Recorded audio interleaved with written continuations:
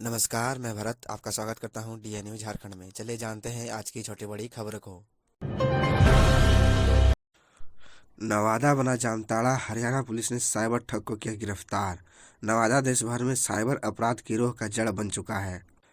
आए दिन विभिन्न प्रदेशों की पुलिस नवादा पहुंचकर साइबर अपराधियों को गिरफ्तार कर अपने साथ ले जा रही है। इतना ही नहीं, करोड़ों रुपए भी इन साइबर ठगों के पास से बरामद हो चुकी है। बावजूद इस पर अंकुश नहीं लग रहा है। ऐसे ही एक मामले में हरियाणा राज्य के पानीपत की पुलिस ने वारसिलीगंज निवासी को साइबर ठगी के आरोप में पश्चिम बंगाल से गिरफ्तार किया है। पश्चिम बंगाल से गिरफ्तार साइबर ठग अर्जुन रावत का पुत्र रंजीत राय बताया जा रहा है। उसके निशानदेह पर वारसिलीगंज थाना क्षेत्र के निवासी शिव नारायण राय के पुत्र नीतीश कुमार को उसके घर से गिरफ्तार किया गया। झारखंड कांग्रेस कमेटी कार्य समिति की बैठक, जानिए किन मुद्दों पर हुई चर्चा। झारखंड कांग्रेस साल 2024 चुनाव के साथ ही संगठन में चल रही अंधकरला को खत्म करने के लिए कमर कस चुकी है। आज कांग्रेस कमेटी कार्य समिति की बैठक में इन्हीं मुद्दों पर चर्चा की गई। पार्टी के प्रदेश प्रभारी अविनाश पांडे 3 दिवसीय झारखंड दौरे पर हैं, जहां आज उन्होंने रामगढ़ में अपने कार्यों की समीक्षा करने के साथ ही बैठक में रामगढ़ उपचुनाव पर मंथन किया। बैठक के बाद उन्होंने जानकारी दी कि झारखंड में बूथ स्तर तक हाथ से हाथ जोड़ो यात्रा निकाली जाएगी। इस यात्रा के जरिए पार्टी को मजबूत करने का काम किया जाएगा। इसके साथ ही आगामी लोकसभा चुनाव के लिए भी रणनीति पर चर्चा की गई है। प्रत्येक माह की 5 तारीख तक पेंशन भुगतान का निर्देश। झारखंड में सामाजिक सुरक्षा पेंशन योजनाओं की प्रगति की समीक्षा सामाजिक सुरक्षा विभाग के निदेशक छवि रंजन ने की। समीक्षा के बाद निदेशक ने आदेश दिया कि पेंशन योजनाओं की राशि लाभुकों को उसकी माह की 5 तारीख तक दे दी जाए। इस दौरान राज्य के सभी विभागीय सहायक निदेशक और जिला सामाजिक सुरक्षा मौजूद थे। निदेशक ने असफल भुगतानों की सूची भी विवरणी के साथ बैंक व प्रखंड को भेजने का निर्देश दिया।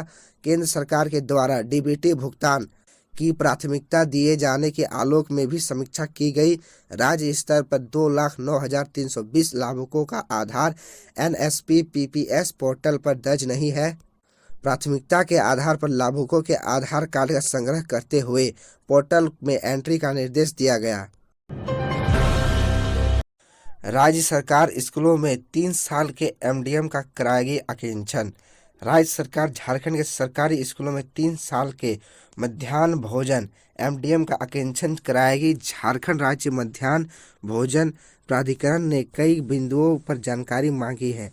इस संबंध में प्राधिकरण की निदेशक किरण कुमार पासी ने सभी जिला शिक्षा अधीक्षक को पत्र लिखा है।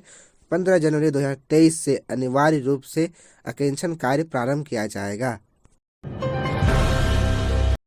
सीएम से मिलकर आदिवासियों के धार्मिक स्थल व गैरमजरवा खास महल जमीन संबंधित विसंगतियों का अध्ययन कराकर समाधान ढूंढने का आग्रह करेगी कांग्रेस। झारखंड प्रदेश कांग्रेस की कार्यकारिणी की बैठक गुरुवार को रांची स्थित ललगटुआ में हुई। 6 साल बाद पार्टी की नवगठित कमेटी की पहली बैठक थी। बैठक में पार्टी के पदाधिकारी शामिल हुए। पार्टी के प्रदेश प्रभारी अविनाश पांडे की अध्यक्षता में हुई इस बैठक में राज्य के अहम मुद्दे जैसे नियोजन नीति, 1932 खतियान मामले पर बातें हुई। सरकार को इन मुद्दों पर क्या रणनीति होगी और उसके पार्टी का क्या रोल है, इस पर गंभीरता से चर्चा की गई।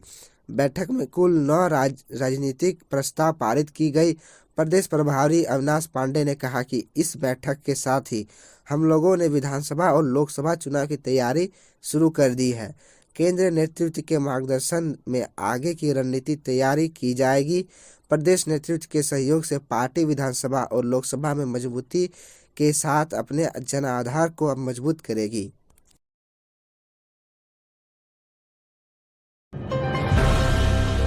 रांची विद्युत आपूर्ति क्षेत्र से 100 करोड़ वसूली का लक्ष्य, जेबीवीएनएल ने दिया निर्देश। झारखंड बिजली वितरण निगम पिछले कुछ महीनों से बिजली बिल वसूली के लिए तटस्थ है। इसके लिए निगम की ओर से अभियान भी चलाए जा रहे हैं। इसी दौरान निगम मुख्यालय की ओर से रांची विद्युत आपूर्ति क्षेत्र के लिए लक्ष्य निर्धारित किया गया है। जहां सभी प्रमंडलवार कार्यालयों से में 100 करोड़ बिल वसूली का लक्ष्य रखा गया है।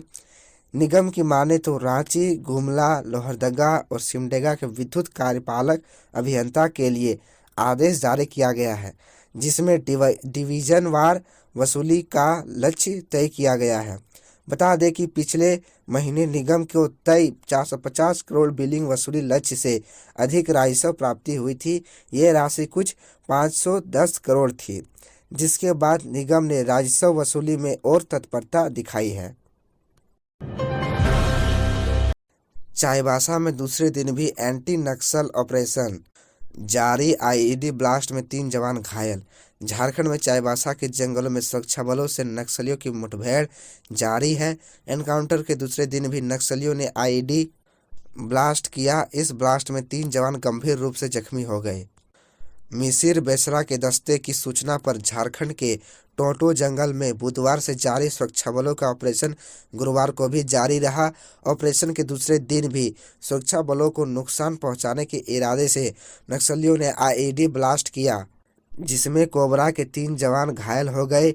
जानकारी के अनुसार टोटो थाना क्षेत्र स्थित तुम्बाहाका जंगल में बड़ी संख्या में नक्सली जमा है और वो लगातार सुरक्षा बलों को अपने अवैध किले में दाखिल होने से रोकने को लेकर अत्याधुनिक हथियार और आईईडी से हमला कर नुकसान पहुंचा रहे हैं।